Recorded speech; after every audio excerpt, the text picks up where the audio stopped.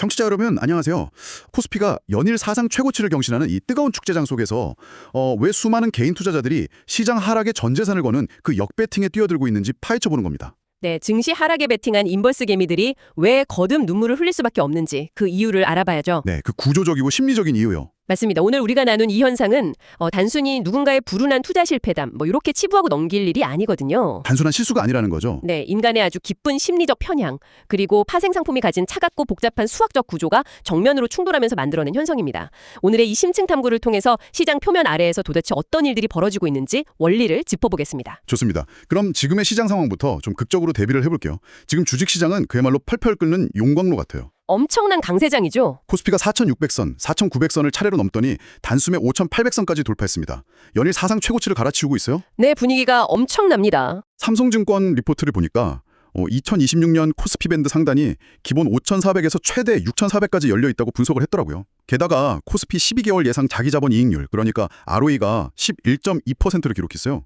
유럽 경제대국인 독일의 DAX 지수가 11.7%인데 그걸 추월한 거죠. 와, 진짜 엄청난 수치네요. 자, 이걸 한번 풀어볼까요? 한국 증시의 기초 체력이 이렇게나 강해졌고 수치상으로도 완벽하게 증명되고 있는데 왜 개인 투자자들은 하락에 베팅하는 인버스 상장지수 펀드 ETF를 미친 듯이 사들이고 있을까요? 그것도 하락폭의 2배 수익을 노리는 고위험 상품이죠. 맞아요. 일명 곱버스라고 부르는 코덱스 200 선물 인버스 EX 같은 상품들이요. 자료를 보면 최근 5거래일간 무려 1,173억 원이 몰렸고요. 한 달 누적으로는 4,340억 원이 넘는 자금이 이 하락 베팅에 들어갔습니다. 그 이면을 보시려면 투자자들이 시장을 바라보는 두 가지 렌즈를 살펴보셔야 합니다. 첫 번째는 기술적 불안감이고 두 번째는 펀더멘털에 대한 의구심이죠. 기술적 불안감부터 짚어볼까요? 네, 첫 번째 렌즈인 기술적 지표를 보면요. 증권가에서 시장 과열을 판단할 때 쓰는 상대 강도 지수, 즉 RSI가 70%를 상회했습니다. 70%가 넘어가면 보통 위험 신호로 보잖아요. 맞습니다. 단기 과열 신호가 켜진 걸로 해석을 하죠. 그러니까 투자자들 사이에서 단기에 너무 급하게 올랐으니까 이제는 무조건 한번 크게 꺾일 때가 됐다. 이런 편견 회귀 심리가 아주 강하게 작동하기 시작한 겁니다. 저도 르몽드 디플로마틱 기사를 보면서 그 두 번째 렌즈인 펀더멘털 의구심, 그러니까 AI 거품론이 어떻게 사람들을 자극했는지 되게 흥미롭게 읽었거든요. 네, 기사에 인용된 전문가들 경고가 꽤 묵직했죠. 맞아요. 골드만삭스의 짐 코벨로 주식 전략가나 MIT 다론 아세모글루 교수 의견이요. 지금 글로벌 AI 인프라 구축에 무려 1조 달러, 우리 돈으로 약 1,300조 원이 투입되고 있는데 막상 확실한 수익 모델은 안 보인다는 겁니다. 실제로 비용 대비 효율적으로 자동화될 수 있는 업무가 전체의 5% 미만이라는 지적도 나왔고요. 네, 거대한 자본은 들어가는데 아웃풋이 없는 모래성일 수 있다. 이런 불안감이 역배팅의 명분이 된 거군요. 근데 원분 자료들 쭉 보면 이 비관론에 맞서는 낙관론자들의 반박도 만만치 않게 팽팽하더라고요. 아주 치열한 논쟁입니다. 저희가 어느 한쪽 편을 드는 건 아니지만 양쪽 의견을 다 봐야 하는데요. 낙관론자들은 AI가 미국의 생산성을 장기적으로 9% 이상 끌어올릴 거라는 데이터를 제시합니다. 9%면 어마어마한 혁신이네요. 그렇죠. 과거 인터넷이나 스마트폰이 처음 도입되던 시기를 떠올려 보라는 논리입니다. 당시에도 통신망 깔고 서버 구축하는데 천문학적인 비용이 들면서 거품 논란이 끊이지 않았잖아요. 닷컴 버블 때 생각나네요. 네, 하지만 결국 그 기술 혁신이 초기 비용을 아득히 뛰어넘는 가치를 창출해냈다는 거죠. 새로운 산업혁명 초기 단계에서 인프라 구축 비용이 선행되는 건 지극히 자연스러운 현상이라는 게 이들의 반론입니다. 그렇군요. 결국 개인 투자자들의 대규모 하락 베팅은 이 랠리가 실체가 없는 거품일지도 모른다는 거대한 펀더멘털 논쟁이랑 지표상 단기 과열이라는 기술적 공포가 딱 맞물리면서 폭발한 결과라고 볼 수 있겠네요. 정확한 요약입니다. 두 가지 공포가 겹친 거죠. 그런데 여기서 진짜 뼈아픈 현실은 그 역배팅의 성적표입니다. 수익률을 보니까 이건 단순한 조정이나 약간의 손실이 아니라 자산 구조가 완전히 붕괴되는 수준이더라고요. 참담하죠. 숫자가 모든 걸 말해줍니다. 한때 900원, 500원 하던 이 곱버스 상품들 가격이 이제는 430원대까지 추락했어요. 이른바 동전주로 전락해버린 겁니다. 단 7거래일 만에 마이너스 25.32%, 1개월 동안 마이너스 37.46%, 1년 수익률을 보면 무려 마이너스 54.98%입니다. 반토막이 넘게 난 거네요. 네, 네이버 종목 토론방 같은 커뮤니티 상황 전환 기사들 보니까 11억 원이라는 거액을 투자했다가 무려 8억 원 손실을 입고 결국 포기했다는 충격적인 사연도 있었습니다. 대체 무엇이 이런 극단적인 결과를 만든 걸까요? 안타깝게도 그 사연이 특수한 소수의 이야기가 아니라는 게 더 심각한 문제입니다. 자본시장연구원 KCMI 리포트 데이터를 보면 이 현상의 구조적 문제가 아주 명확하게 드러납니다. 데이터가 어떻게 나오던가요? 코로나19 이후 개인 투자자들의 이런 파생상품 연평균 손실액이 자그마치 4,490억 원에 달합니다. 특히 하루 안에 사고 파는 일중 단타 매매, 데이 트레이딩으로 인한 누적 손실만 4,990억 원이라는 충격적인 통계가 제시됐죠. 와, 4,990억 원이요? 어마어마하네요. 여기서 정말 흥미로운 점은 투자자들의 구체적인 매매 패턴 데이터입니다. 시장 참여자들은 놀랍게도 전형적인 역추세 추정 매매를 하고 있었습니다. 역주세 추종이요. 그러니까 시장 흐름이랑 완전 반대로 움직인다는 건데 구체적으로 어떤 행동을 말하는 건가요? 상승장에서 손실이 나면 보통 무서워서 멈추지 않나요? 인간의 심리가 그렇지가 않더라고요. 지수가 상승해서 고퍼스 계좌에 파란불, 즉 마이너스가 찍히고 있는데도 손절을 하는 게 아닙니다. 이제는 진짜 꼭대기다. 내일은 무조건 떨어진다는 확증 편향에 빠져버리는 거죠. 아, 그래서 오히려 고버스를 추가로 더 사들이는 거군요. 네, 이른바 손실을 만회하려는 물타기를 계속하는 겁니다. 반대로 지수가 어쩌다 한번 하락해서 고버스의 빨간불, 수익이 나면 어떨까요?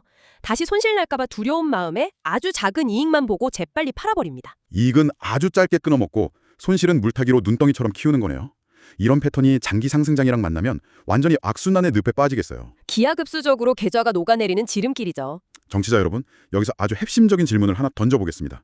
방금 말씀드린 이런 심리적 오리 말고 만약 시장 자체가 그냥 오르락내리락 횡보했다고 가정을 해보죠. 네, 횡보장 시나리오 좋네요. 주식시장이 며칠 동안 크게 출렁이다가 결국 올랐던 만큼 다시 떨어져서 정확히 처음 시작했던 본전 위치로 돌아왔습니다.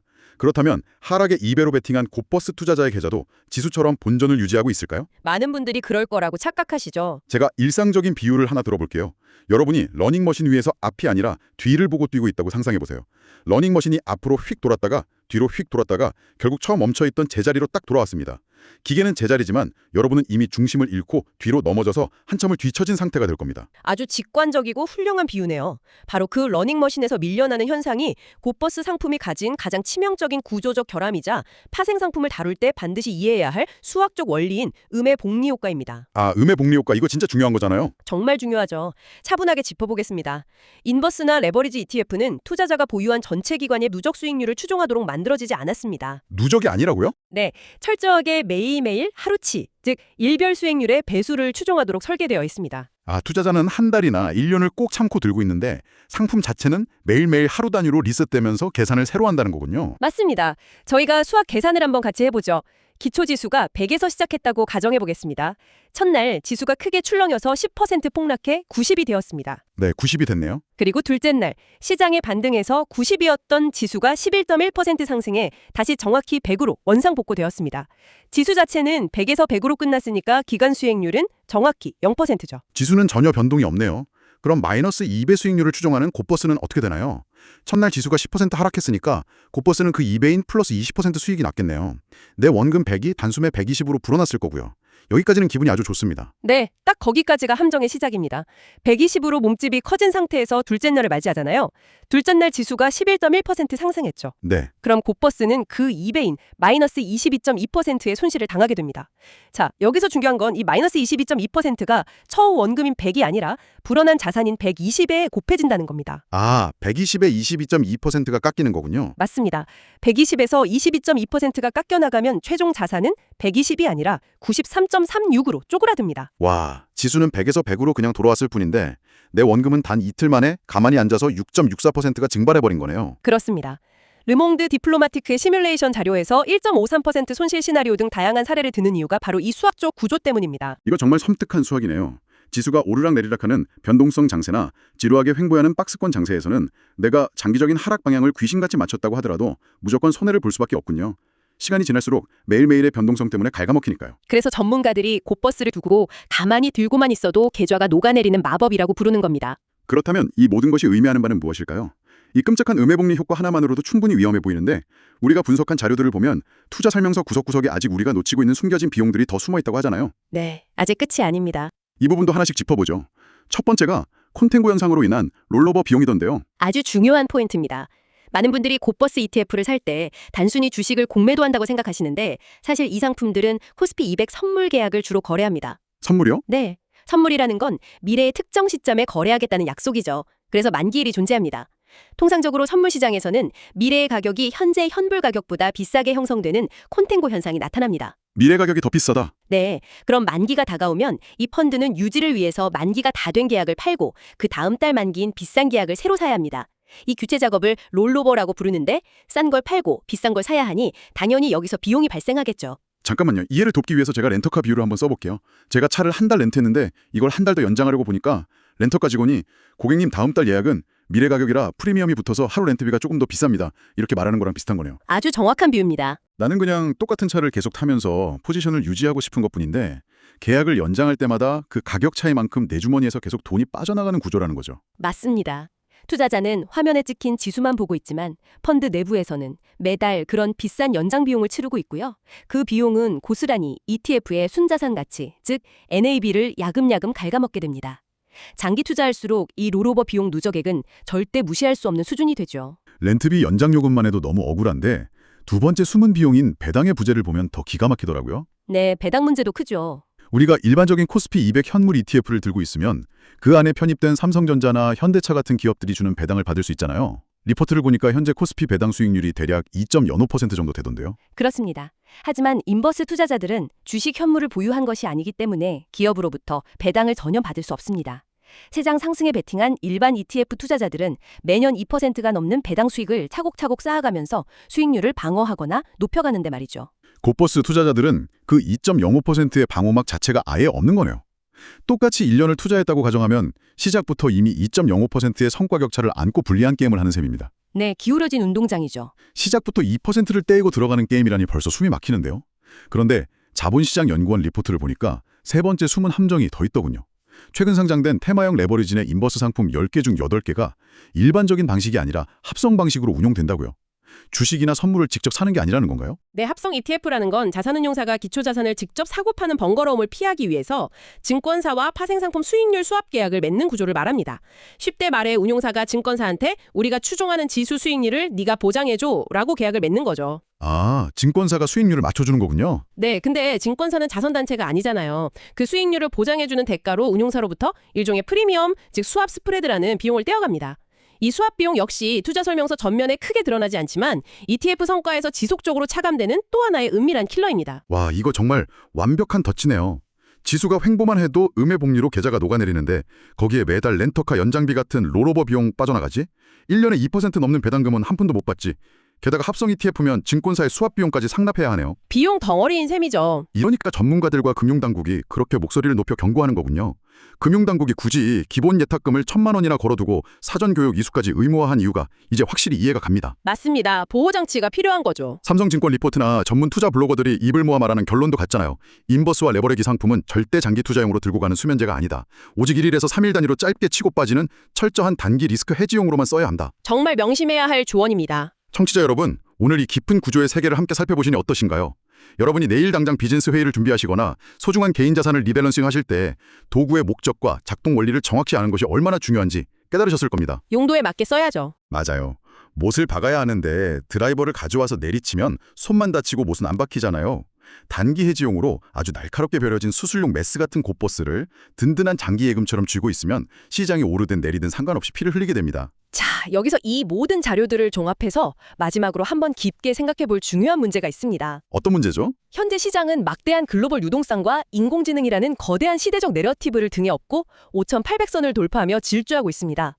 여전히 많은 개미 투자자들은 그 이면의 거품을 지적하면서 시장 붕괴를 확신하고 곧버스를 꽉 찐 채 고통스러운 시간을 버티고 있죠. 네, 언젠간 떨어질 거다 믿으면서요. 하지만 정말 만약에 그들이 그토록 기다리고 예측했던 대로 언젠가 시장이 폭락하는 순간이 온다고 가정해 보십시오.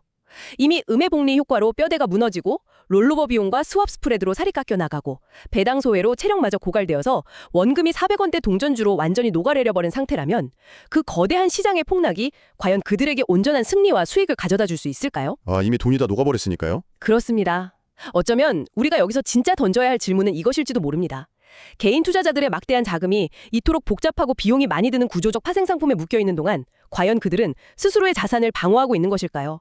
아니면 그 롤오버와 수합 계약의 반대편에 서 있는 거대한 기관 투자자들에게 끊임없이 값싼 유동성과 수수료를 공급해주는 역할로 전락해버린 것은 아닐까요? 와, 진정한 승자는 시장의 방향을 맞춘 사람이 아니라 금융상품 뒤에 숨겨진 시간의 가치와 수학적 구조를 완벽히 이해한 사람일 것입니다. 방향이 전부가 아니라 구조가 모든 것을 결정한다는 이 통찰, 오늘 정말 많은 생각을 남기네요.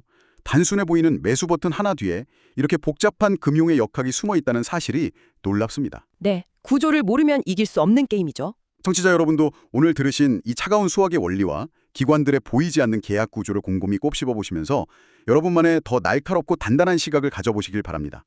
언제나 그렇듯 최종 판단은 여러분의 몫이지만 오늘 저희가 함께 나눈 이 지식의 초각들이 그 판단의 무게를 훨씬 더 든든하게 만들어줄 거라 확신합니다. 오늘 준비한 심층탐구는 여기까지입니다. 다음번에도 여러분의 일상을 단숨에 아 하고 깨워줄 흥미로운 지식들을 한가득 안고 다시 찾아오겠습니다. 끝까지 함께해 주셔서 감사합니다.